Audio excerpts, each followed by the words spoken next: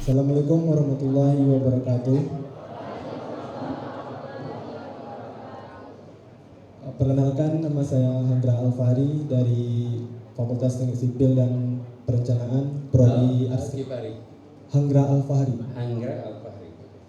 Dari Fakultas Teknik Sipil dan Perencanaan Program Studi Arsitektur. Yang mau saya tanyakan kepada Pak Anies mengenai 2 hari yang lalu saya pernah dengar kuliah umum Bapak di salah satu universitas Pamulangan gitu nama universitasnya Pak. Ya, Pamulang, Tangerang. Ya, itu membahas tentang kemakmuran dari sebuah negara itu tergantung dalam 2 hal, yaitu kesehatan dan pendidikan. Itu yang saya dengar. Mengenai masalah pendidikan dan kesehatan itu, apakah 2 permasalahan ini merupakan suatu hal yang urgent yang meski harus diselesaikan oleh pemerintah secepat mungkin?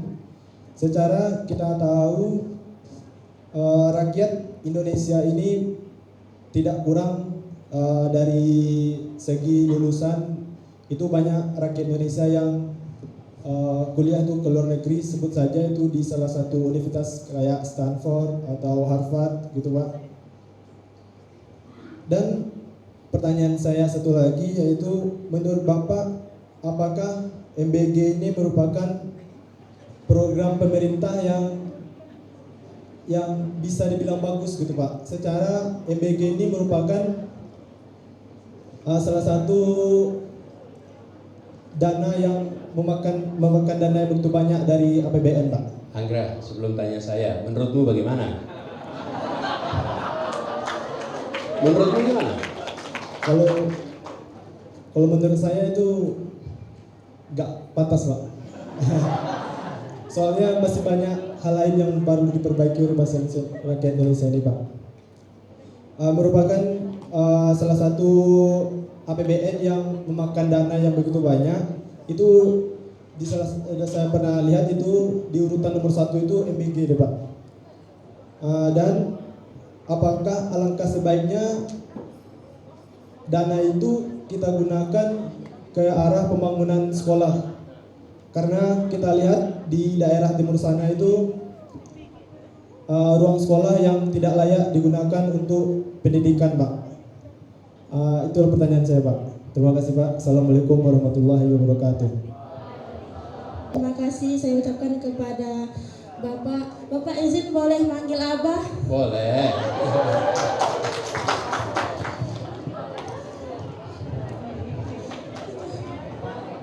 Abah terima kasih sudah memberikan materi yang sangat bermanfaat untuk kita semua yang ada di sini.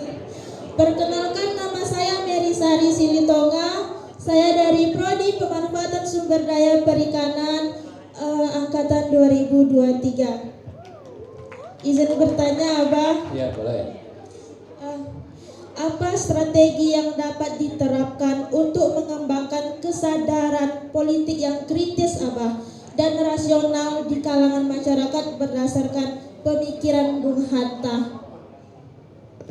Dan satu lagi Abah, bagaimana menurut Abah terhadap kabinet-kabinet merah putih yang dipilih oleh Bapak Presiden, yang mana ada di situ yang pemegang jabatan tertingginya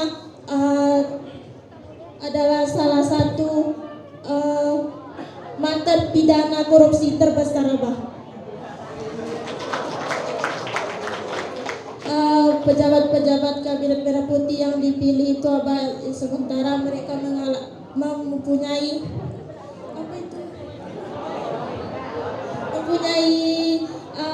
masa lalu yang pernah dipenjara seperti kasus korupsi.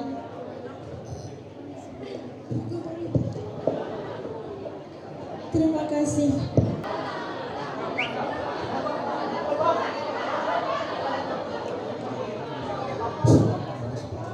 Yang mutusin moderator bukan saya. Mintanya sama moderator. Ya. Assalamualaikum warahmatullahi wabarakatuh.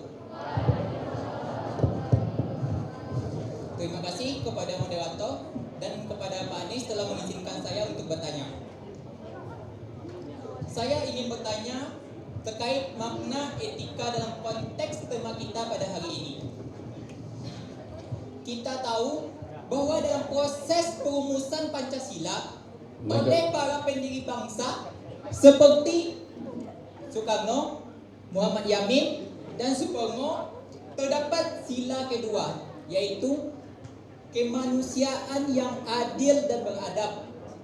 Kata beradab sangat menarik bagi saya, karena tidak banyak negara di dunia yang secara eksplisit memasukkan konsep adab ke dalam dasar negaranya.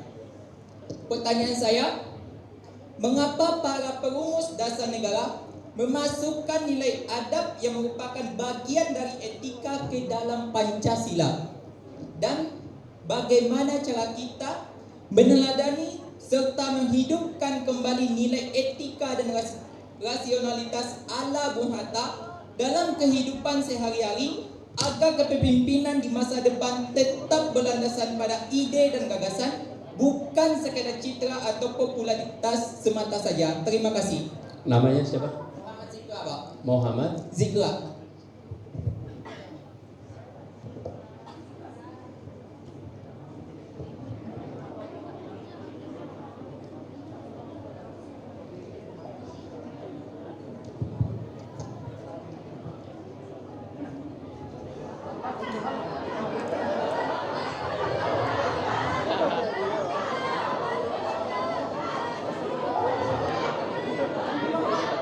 Oke.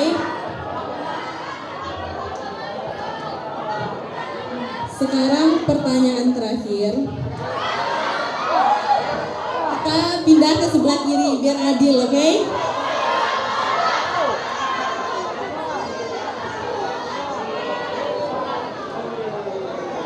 Cek. Assalamualaikum warahmatullahi wabarakatuh. Perkenalkan, nama saya Muhammad Jeffrey dari jurusan Sastra Inggris, Fakultas Ilmu Budaya Universitas Muhammad. Baik Pak, pertanyaan saya terkait dengan pilar pertama tadi ya Pak, terkait dengan etika keputusan politik.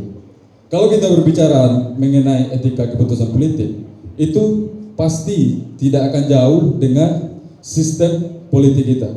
Dimana kalau sistem politik kita bagus, output yang dihasilkan juga akan bagus. Tadi kan kita berbicara mengenai output seperti proyek strategis tadi yang Bapak katakan kan, itu kan ada sangkut pautnya dengan sistem politik yang terjadi pada saat ini.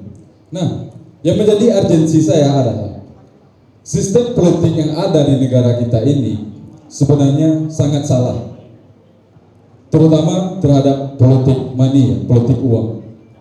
Berdasarkan fakta yang saya temukan di lapangan, suara-suara masyarakat yang ada di kampung-kampung saya itu bisa dibeli dengan harga 150.000, 50.000. Tentu ini sangat miris gitu. Saya juga tidak bisa menyalahkan 100% dari masyarakat itu sendiri, karena menurut masyarakat dengan keadaan ekonomi saat ini, uang 150.000, uang 50.000 itu sangat berarti gitu. Dan ketika saya tanya kenapa mau menerima uang tersebut, masyarakat menjawab, ya walaupun mereka siapapun yang terpilih nanti, toh mereka akan lupa juga sama kita. Itu narasi yang timbul Pak ketika saya tanyakan. Nah, Bapak sebagai seorang intelektual di sini ya, sebagai seorang yang hampir saja menjadi presiden Republik kita ini, beri keterangan Bapak. Apa gagasan Bapak untuk merubah sistem politik ini? Mana tahu nanti ini saya melihat banyak wajah-wajah yang akan menjadi pemimpin di masa depan kan, bisa menjadikan referensi gagasan Bapak untuk merubah sistem politik, atau Bapak sendiri yang nanti merubah sistem politik ini di 2029. Terima kasih. Assalamualaikum. Sekian dari saya, wabillahi taufiq hidayah. Assalamualaikum warahmatullahi wabarakatuh. Oke, terima kasih untuk Bang Jeffrey atas pertanyaan pertanyaannya. Tapi tadi kita sudah ada kesepakatan, pertanyaan mengenai politik tidak akan kita terima. Pak, mohon maaf Pak, ini bukan mengenai keputusan politik kan? Saya berbicara mengenai sistem Pak. Apa gagasan Bapak Anies untuk merubah sistem tersebut? Ini kan bukan, ini kan Pak ya? ini kan Pak? Iya. Ini kan terjangkut juga dengan pilar pertama Kak, etika keputusan publik. Kan di situ premis saya tadi menyampaikannya. Kalau Bung Hatta tidak berpolitik, kita tidak merasakan Iya. kemenangan. Itu Kak, premis saya kan sudah jelas tadi. Kalau Betul, kalau sampai. kampus tidak boleh bicara politik, maka kampus mengalami Iya, penjajah. setuju Pak. Aku coba.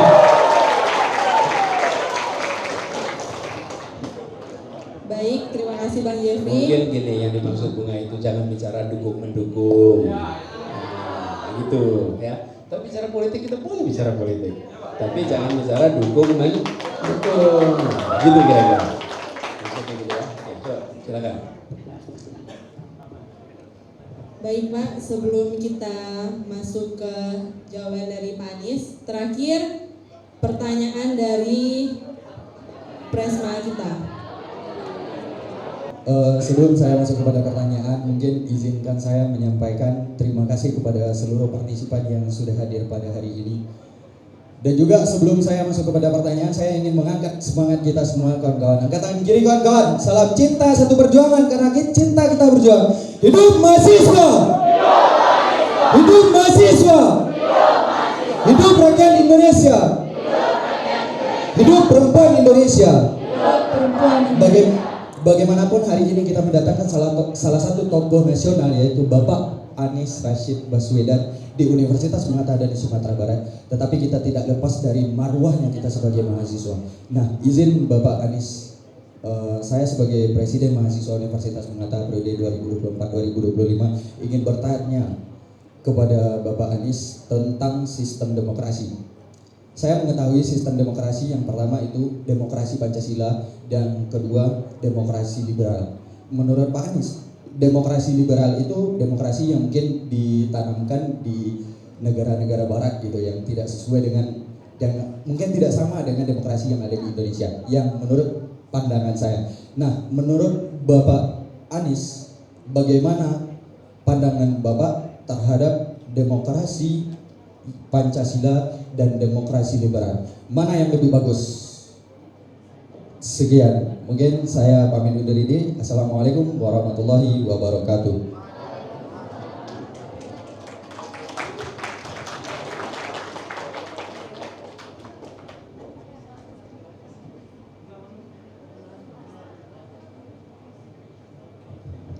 Terima kasih buat Bang Adri. Udah.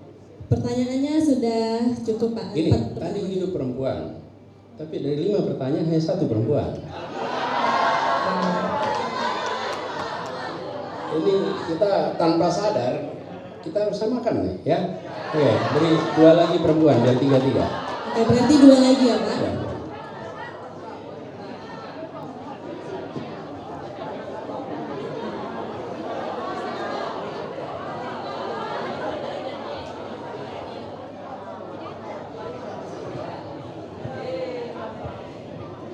Sebelumnya terima kasih atas kesempatannya.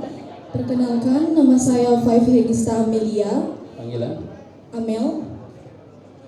Saya dari Prodi Teknik Industri angkatan 2025. Baik, di era digital sekarang ini itu pembulian ataupun perundungan bukan hanya secara langsung seperti fisik atau verbal saja, namun juga sudah secara online ataupun cyberbullying. Nah, melihat dari kasus yang baru-baru ini terjadi kepada salah satu almarhum Timothy Anugrah yang merupakan salah satu mahasiswa dari Universitas Udayana, di mana beliau juga mengalami pembulian secara online ataupun cyberbullying. Hal ini tentu berdampak besar bagi kondisi psikologis beliau.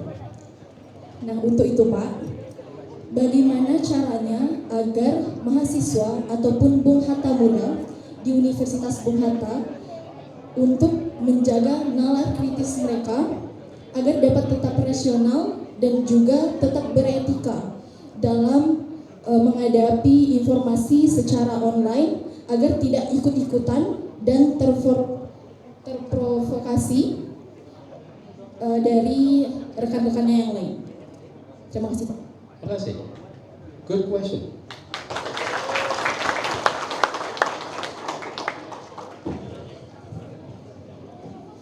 Baik, terima kasih kepada Kak Amel atas pertanyaannya. Selanjutnya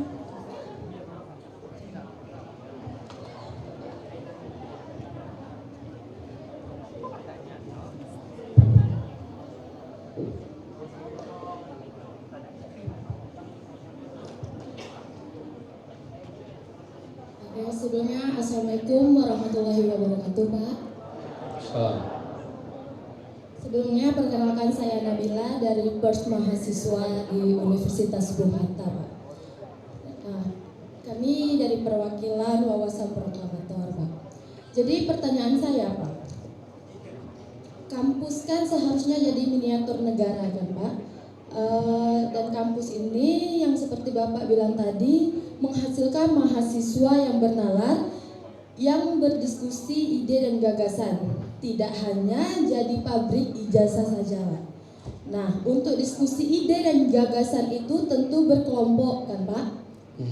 Salah satu wadah untuk mengasah hal tersebut itu kan ada di dalam organisasi Pak. Nah, pertanyaan saya terkait bagaimana tanggapan Bapak soal berorganisasi di kampus Pak, dan bagaimana saran Bapak untuk mahasiswa yang kurang minat dalam berorganisasi Pak. Mungkin hanya itu yang saya tanya Pak. Saya mohon jawaban dari Bapak. Terima kasih. Wassalamualaikum warahmatullahi wabarakatuh. Terima kasih kepada Kak Nabila atas pertanyaannya. Izin Bapak untuk semua pertanyaan langsung dijawab. Ya. Oke Pak.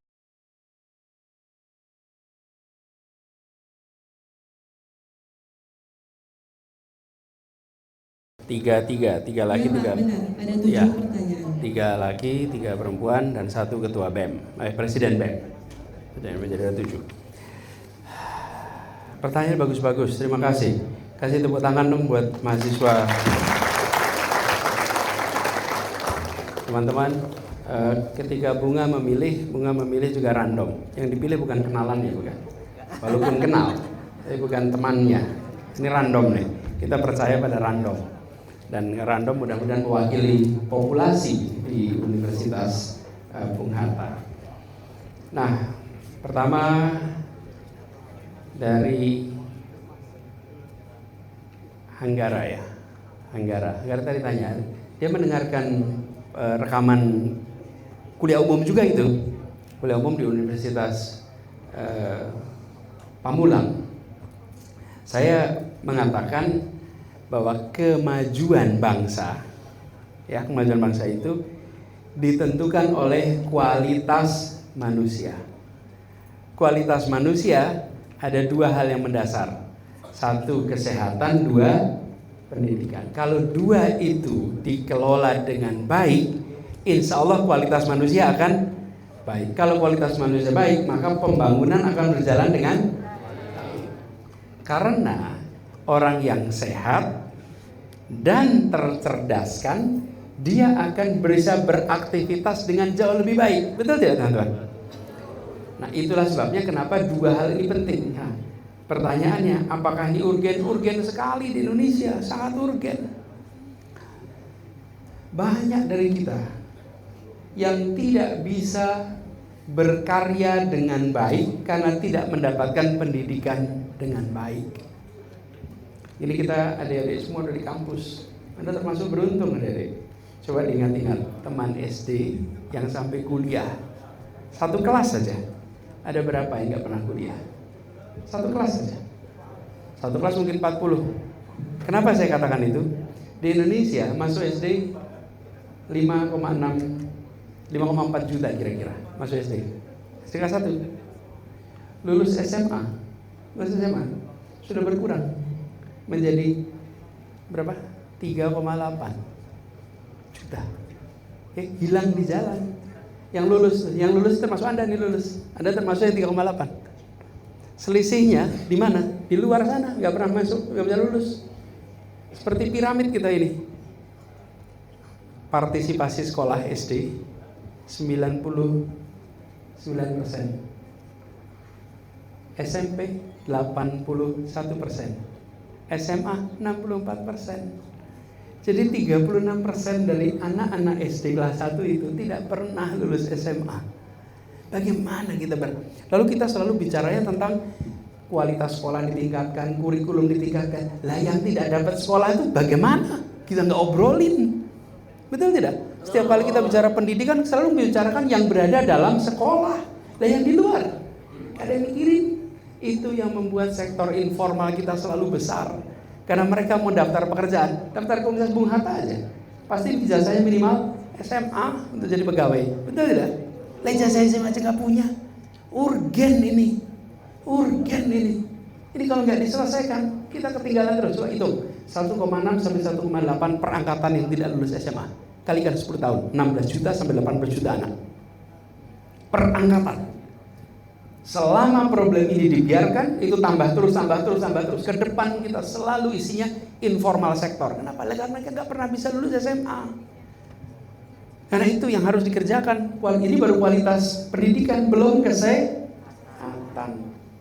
Kita tahu kualitas otot, kualitas otak tergantung gizi usia dini, bukan gizi ketika SD, SMP, tapi dini. Dari mulai kapan? Dalam kandungan sampai 6 tahun pertama itu paling menentukan. Nah di situ letak investasi kesehatan kita, sehingga otaknya baik, ototnya baik, paling nggak fisiknya itu disiapin. Gizi ibu hamil gizi. Kemarin waktu kampanye kita kampanye adalah kesehatan dari ibu hamil sampai usia dini. Karena itu menyiapkan masa depan. Tapi hasilnya nggak bisa ditunjukkan di pemilu besok. Nggak kayak jembatan bisa difoto. Ibu hamil hari ini baru 20 tahun lagi kita bisa tunjukkan hasilnya. Betul tidak? Itu sebabnya banyak dalam politik nggak mau investasi kesehatan dan pendidikan. Kenapa? Karena tidak bisa ditunjukkan hasilnya untuk pemilu besok. Dan ibu-ibu yang terima gizi itu belum tentu mau kampanye buat Anda nantinya kalau Anda memberikan itu. Betul tidak? Iya, padahal kesehatan itu yang menentukan masa depan. Karena itulah kenapa diperlukan pemimpin seperti Bung Hatta. Karena dia menggunakan nalar, dia memberikan gagasan, dia membuat kebijakan bukan semata-mata untuk dapat keuntungan politik, tapi untuk siapa dapat apa untuk masa depan. Jadi Bung Anggara, yang ada saya sampaikan tadi, kenapa itu mendasar? Dan coba Anda lihat, negara-negara di Asia sama kondisinya, sama. Saya sebut sekarang, Korea Selatan, Singapura, Jepang sebelumnya lagi, lalu bangsa Taiwan, lalu negara Tiongkok, semua menjadi bangsa-bangsa yang maju. Syaratnya apa? Kualitas manusia. Singapura punya minyak? Tidak. Punya gas? Tidak. Punya hutan? Tidak. Satu-satunya sumber daya alam yang mereka miliki namanya manusia. Satu-satunya itu. Yang lain tidak punya. The only natural resources they have is human capital. Nggak ada yang lain. Karena itu dikembangkan serius, pendidikan. Jadi saya mengajak kepada teman-teman di Universitas Bung Hatta, catat kabupaten semua di Sumatera Barat. Berapa jumlah bangku SD, berapa jumlah bangku SMP, berapa bangku SMA. Di Presiden BEM, tagih semua bupati, tagih semua wali kota, agar jumlah SD, SMP, SMA bangkunya sama. Kalau di sebuah kabupaten, sebutlah bangku SD-nya 15.000, bangku SMP-nya cuma 10.000, bangku SMA cuma 6.000, maka daerah itu tidak niat untuk menyekolahkan setiap anak. Bangkunya aja nggak ada, tapi tidak ada yang menagih ini. Karena itu harus jadi prioritas pemerintah. Coba pemerintah menagih semuanya. Yuk dikirimin transfer ke daerah supaya apa? Urusan pendidikan dan kesehatan dibereskan. Ini teman-teman, masalah yang paling mendasar. Kalau republik ini mau maju, kualitas manusia. Kualitas manusia. Pertanyaan-pertanyaan bagus yang tadi muncul, bisakah muncul dari orang tak terdidik? Ya bisa. Itu pertanyaan-pertanyaan yang muncul, pertanyaan-pertanyaan orang terdidik, pertanyaan-pertanyaan orang tercerahkan. Bismillah, mudah-mudahan semuanya dapat itu. MBG. Ini pertanyaan MBG, ini pertanyaan MBG. Gini, itu sudah jadi janji politik. Kalau jadi janji politik, jalankan. Janji politik. Karena itu saya mengatakan saya tidak mau bilang setuju, tidak setuju, karena itu sudah dijalankan. Sudah menjadi janji politik. Kalau masa kampanye saya boleh berpendapat. Udah selesai itu masa itu. Sekarang masa pelaksanaan. Masalahnya, sudahkah semua anak SD terima?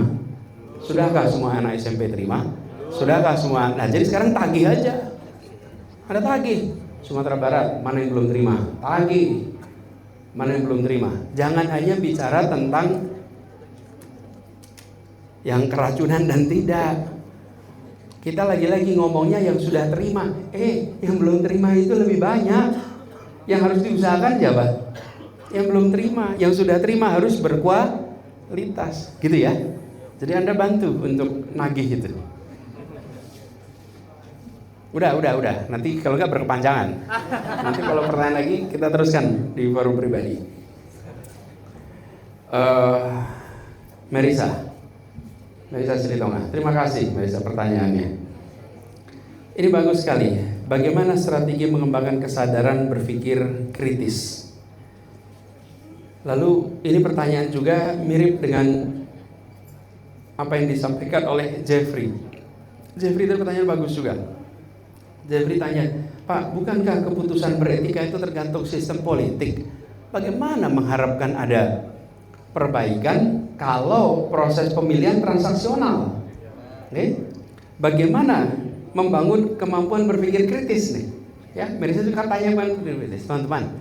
Saya ingin sampaikan, usaha membangun berpikir kritis, politik tidak transaksional itu tidak bisa sekali jadi selesai. Harus konsisten diperjuangkan, teman-teman. Saya beri contoh. 2023-2024 kami berkampanye. Selama kampanye kami nyebar uang. Tidak, uang aja nggak punya. Nggak ada. Betul tidak? Memang di Sumatera Barat ada bagi-bagi uang? Nggak ada. Yang ada semua ikut iuran. Betul tidak? Jadi saya ingin sampaikan, ada 40 juta orang yang kemarin memilih nomor 1. Mereka adalah orang-orang yang diberi iming-iming imbalan tidak mau terima, yang diberi tekanan mereka tidak gentar, mereka tetap memilih yang menjadi pilihannya. Betul tidak? Ya betul tidak? Nah, udah dapat 40 juta nih, yuk terusin yuk. Caranya bukan orangnya bisa bergonta-ganti. Kita belum tahu siapa lagi besok 2029. Tapi cara berkampanye, berpolitik tanpa sudah kita kerjakan dan ada yang ikut. Ada yang ikut. Nah sekarang, yuk kita kerjakan sama-sama. Jangan dijual murah itu kepercayaan. Dan itu dengan bekerja seperti itu, kemarin udah 40. Nah sekarang lihat nih, kelihatannya banyak juga yang milih kemarin, sekarang mulai berpindah, bukan? Ya ajak ngobrol lah mereka. Tanyain tuh yang dulu terima uang, yo Anda puas gak sekarang? Apa 150 berapa? 150 ribu ya? 150 ribunya worth it nggak? Seimbang tidak dengan suasana sekarang? Kalau nggak sih, jadi ini adalah proses belajar. Nah cuman belajarnya proses politik waktunya 5 tahunan. Kalau belajarnya sekolah kampus 1 semester. Kalau 1 semester gagal, Anda ngulangin 1 semester lagi, betul kan? Kalau ini belajarnya 5 tahunan. Tapi biarkan bangsa ini belajar. Jadi saya cukup yakin kemampuan rakyat kita untuk berpikir kritis akan tumbuh di tengah deraan transaksi rupiah yang luar biasa. Tapi minimal saya bilang kemarin, rakyat Sumatera Barat sudah menunjukkan bahwa uang tidak bisa membeli suara. Dan banyak tempat-tempat yang begitu, cuman biasanya tidak muncul exposure. Jadi saya tidak pesimis soal itu. Kabinet, pertanyaan di kabinet. Teman-teman, ini saya ingin sampaikan soal bicara politik, teman-teman. Gini, politik itu maknanya banyak. Saya sering mengatakan kampus jangan steril bicara politik.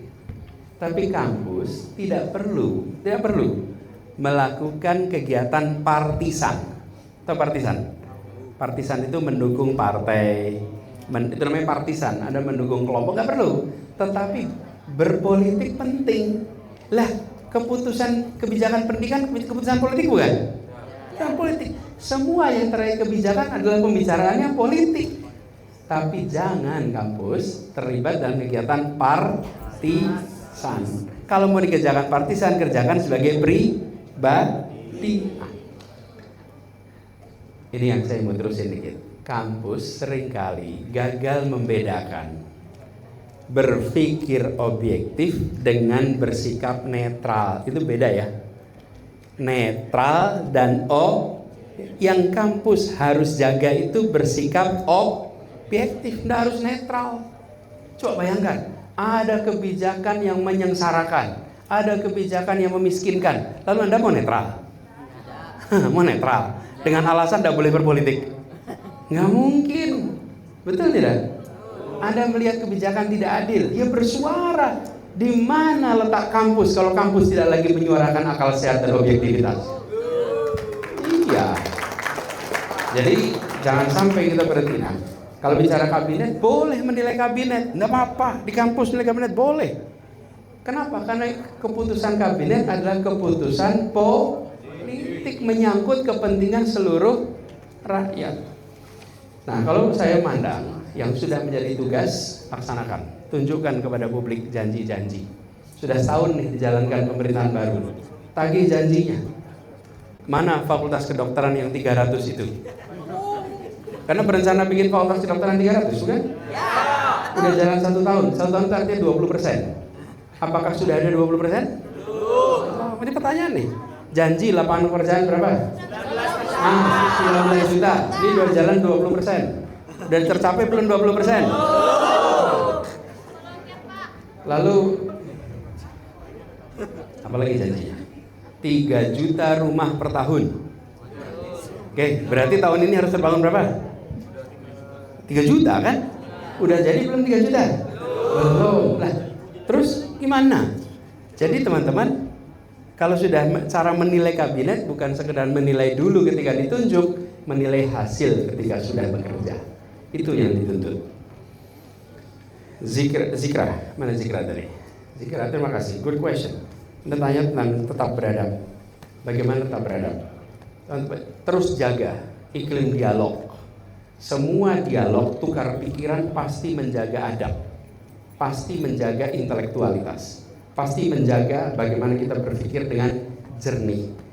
Dan pikiran-pikiran yang beradab hanya akan bisa lewat apabila dia diwujudkan dengan gagasan yang masuk akal dan dengan perbuatan yang bisa diterima oleh kemanusiaan. Karena itu lanjutkan kegiatan-kegiatan seperti itu. Itu cara menjaga supaya kita terus bisa menjunjung tinggi peradaban kita.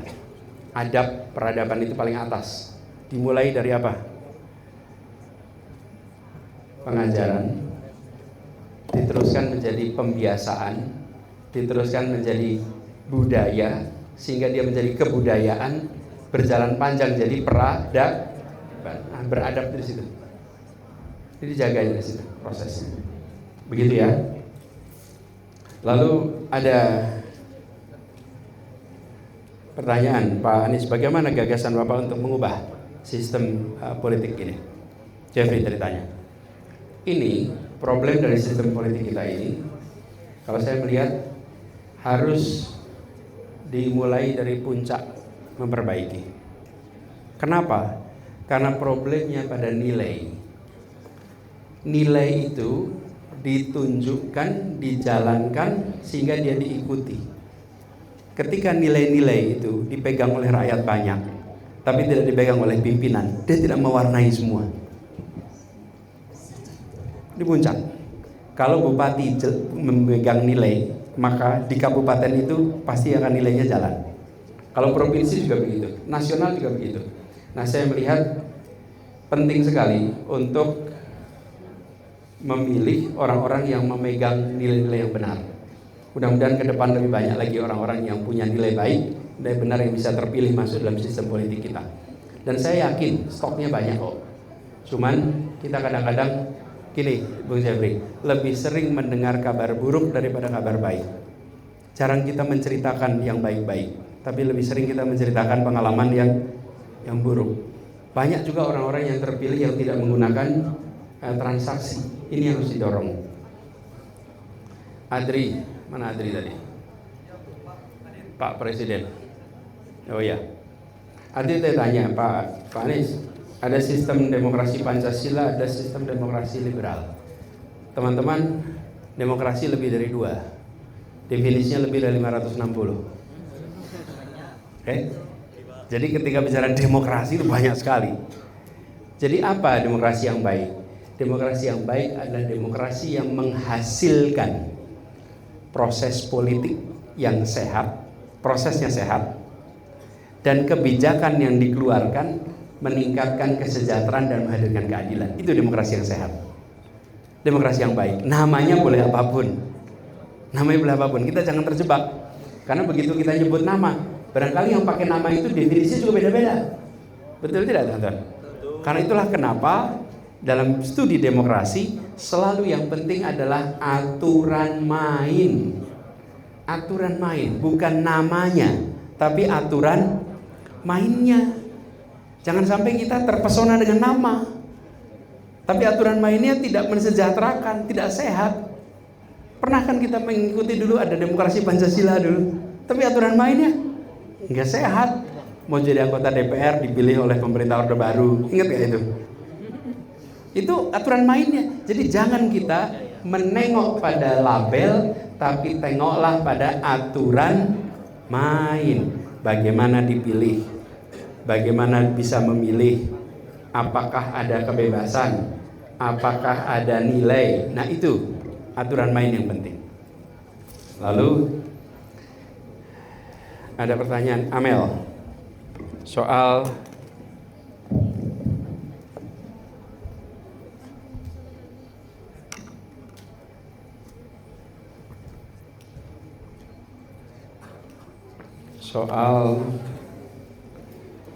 Amel tadi tanya soal bullying, cyber bullying. Gini, ada beberapa aspek terkait dengan cyberbullying. Kalau Anda korbannya, maka pertama jangan balas dengan cara yang sama dengan yang membuli. Oke? Pembuli itu ingin kamu kepancing. Sekarang kamu justru tunjukkan kedewasaan. Jangan ikuti. Yang kedua, simpan buktinya, screenshot bullyingnya, linknya, catat akunnya. Ini penting karena nanti kalau Anda mau melaporkan, apakah itu melaporkan ke kampus, apakah itu melaporkan ke pihak berwenang, Anda punya buktinya. Itu kedua. Yang ketiga, laporkan ke platform tempat dia membuli. Laporkan ke IG, laporkan ke X, laporkan ke TikTok, laporkan ke admin kampus, ke dosen pembimbing, atau ke unit layanan mahasiswa. Karena bullying di ruang digital adalah tetap bullying, nggak bisa tidak. Keempat, jangan hadapi sendiri. Cerita ke teman, cerita ke keluarga, cerita ke dosen yang kamu yakin, kamu percaya, merasa dekat. Karena lingkungan yang sehat adalah perisai yang terbaik menghadapi bullying itu. Dan yang terakhir, ingat-ingat nih, masalah ini bukan masalah ada pada dirimu, tapi masalahnya pada pelakunya. Yang punya problem itu siapa? Pelakunya. Jadi ingat, dirimu dan harga dirimu tidak ditentukan oleh komentar para pembuli, tapi ditentukan oleh diri kita sendiri. Jangan biarkan mereka menentukan tentang diri kita. Jangan biarkan mereka menurunkan derajat kita. Tunjukkan diri kita yang sesungguhnya, ya.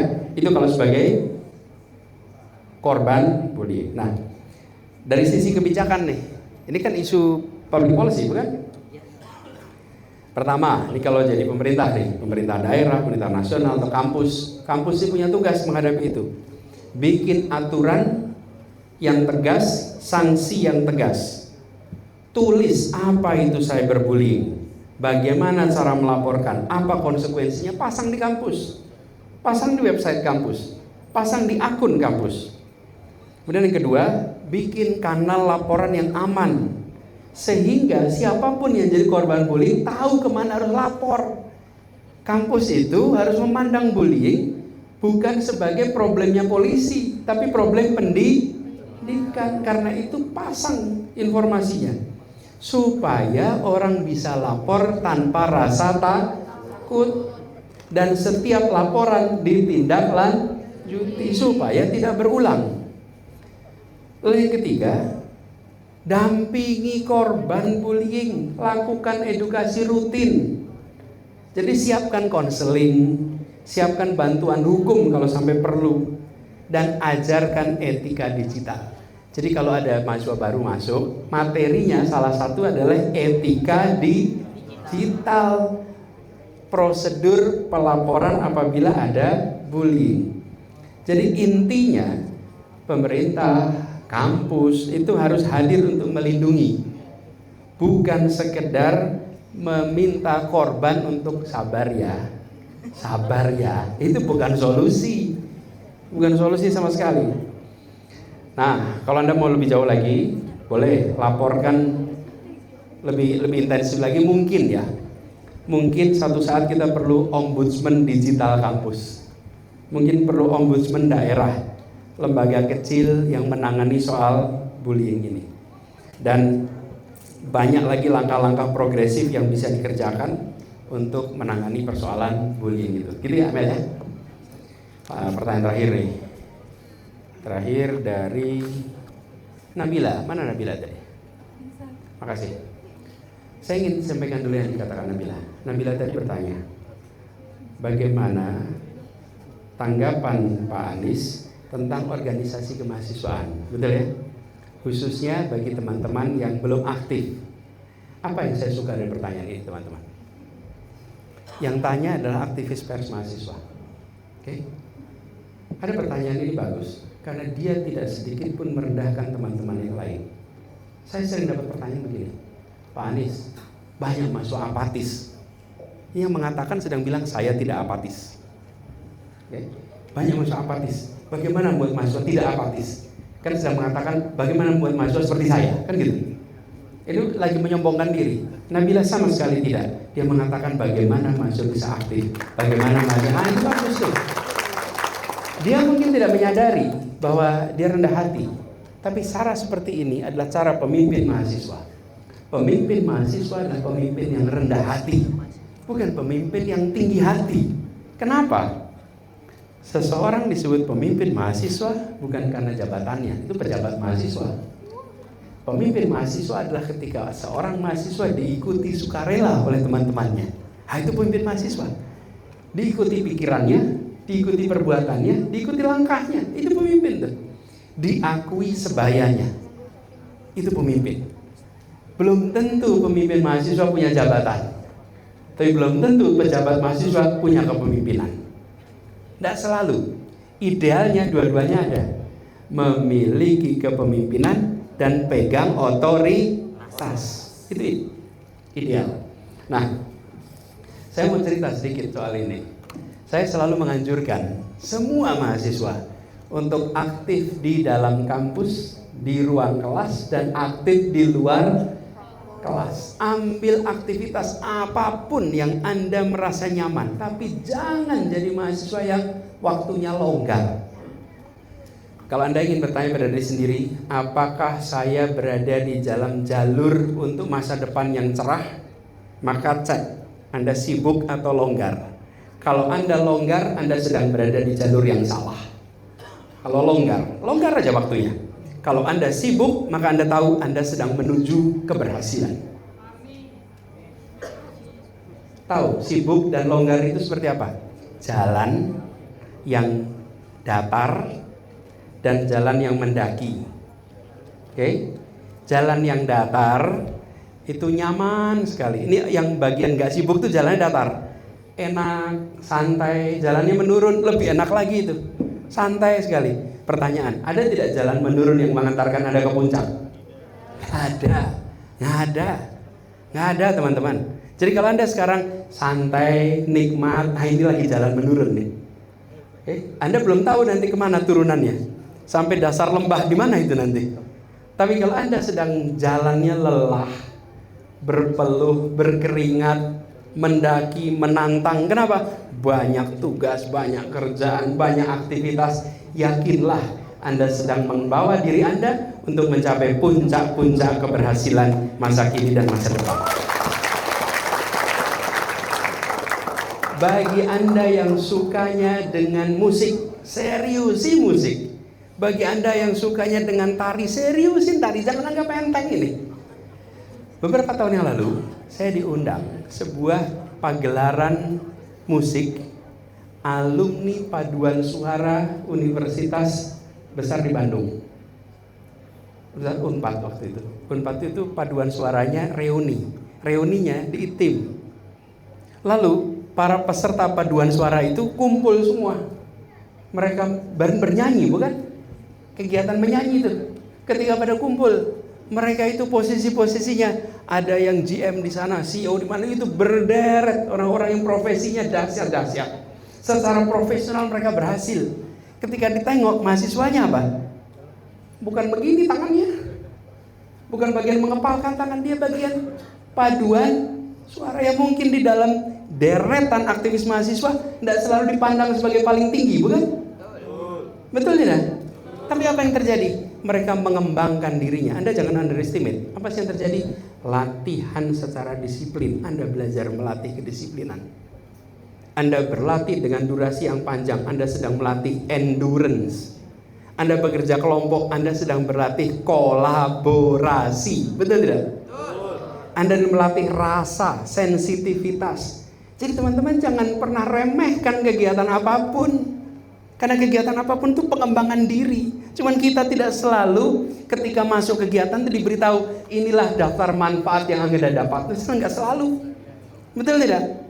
Anda nggak selalu, tapi tumbuh. Dan ketika itu Anda nanti kemudian tumbuh jadi pribadi yang lebih kuat. Ikut pencinta alam. Ikut pencinta alam tuh. Kelihatannya kayak cuman sekedar pengembaraan naik gunung. Tidak teman-teman. Itu belajar endurance. Betul tidak? Daya juang, solidaritas, betul tidak? Perencanaan yang benar. Begitu banyak hal Anda pelajari. Jadi usul saya seperti penanya Nabila, jangan jadi mahasiswa yang nganggur. Jadilah mahasiswa yang aktif, apapun aktivitasnya. Karena aktivitas itu nanti akan mengantar Anda kepada prestasi-prestasi yang membanggakan diri Anda sendiri. Paling tidak, diri Anda berkembang. Teman-teman, kesempatan yang nanti terbuka hanya akan berguna kalau Anda punya kesiapan.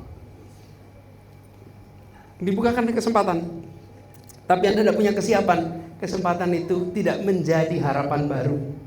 Tidak jadi.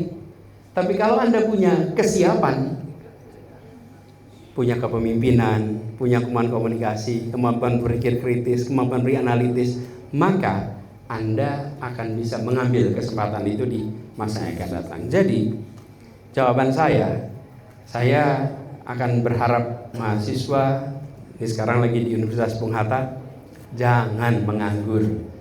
Nah, yang hadir di sini nih, ada berapa ribu mahasiswa Universitas Bung Hatta.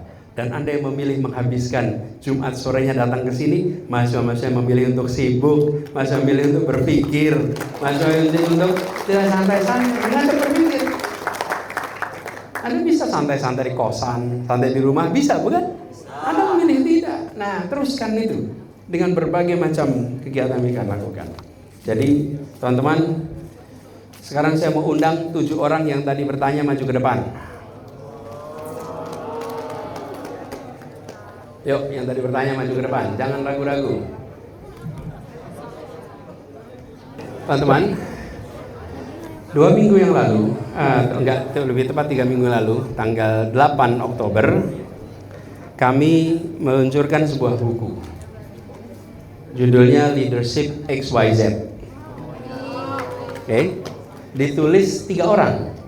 Satu namanya Dedi Wijaya, satu namanya Sarah Adiwinata, dan Anies Baswedan di situ.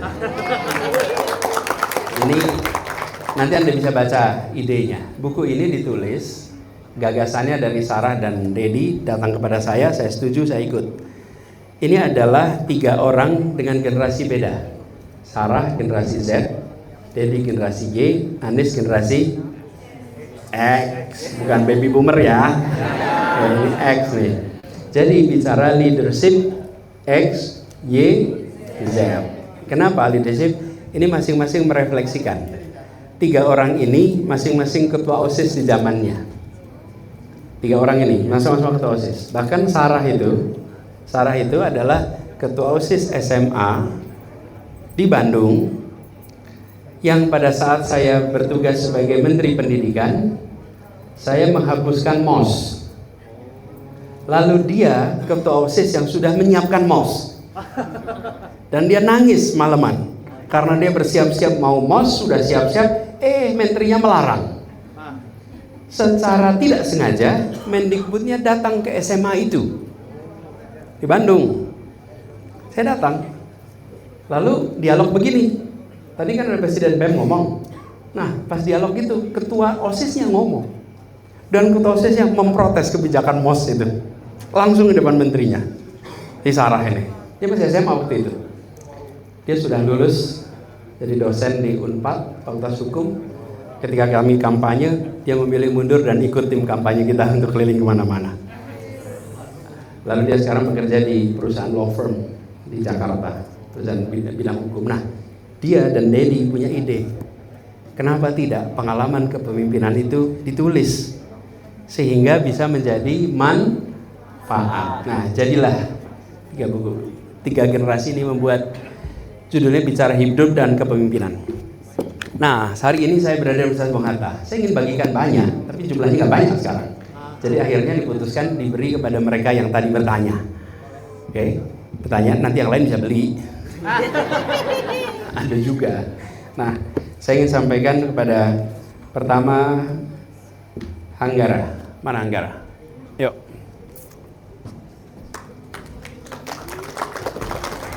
Makasih. Merisa.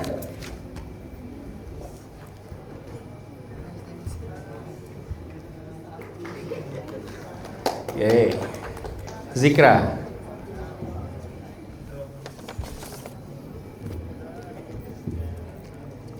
Ya.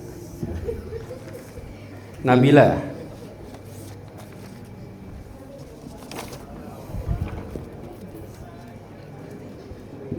Oke, sip. Jeffrey. Very good question. Ada aktif di mana? Di lembaga internet. Oke, good. Adri.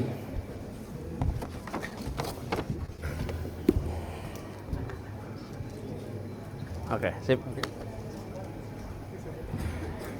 Amel.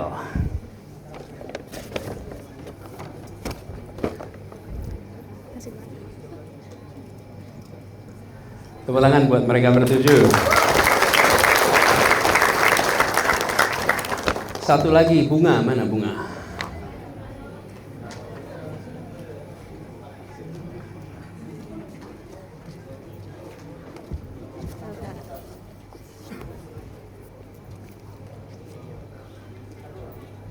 Sip. Terima kasih Pak. Nah, alhamdulillah 7 buku itu ditandatangani tadi. Jadi Anda dapat, ada tanda tangannya nggak? Kalau nggak ada dibalikin. Ada. Kalau tanda tangan di halaman pertama bukan terakhir. Nah, itu dia. Teman-teman sekalian, terima kasih. Saya senang bisa berdialog di sini. Jaga stamina. Dan ingat teman-teman, Bung Hatta kuliah bukan sebagai persiapan kerja. Kalau Bung Hatta kuliah sebagai persiapan kerja, dia akan bekerja untuk perusahaan Belanda.